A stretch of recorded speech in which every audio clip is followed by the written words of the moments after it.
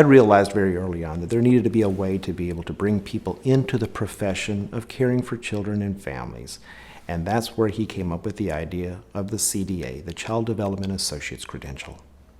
We are still having the conversation about what it means to create a professional field of practice for early childhood educators, the competencies and standards of early childhood education.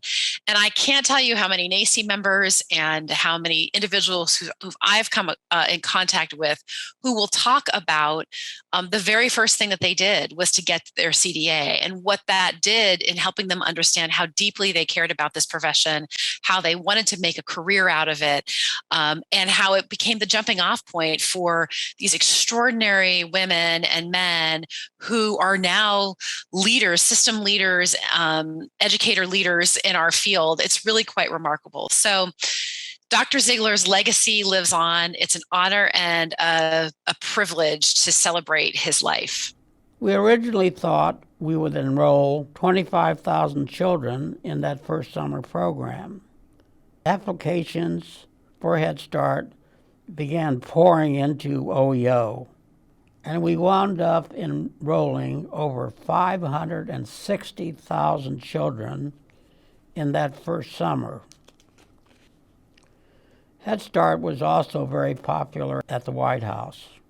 Lady Bird Johnson was the honorary chairperson of Head Start, and President Johnson, who was himself an ex-teacher, was very enamored with Head Start.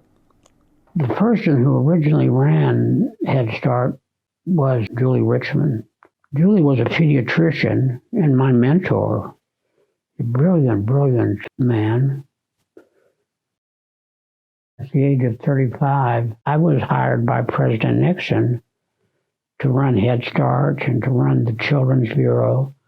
I was Nixon's agent for all children's programs in the United States, with the most important one and the largest being Head Start.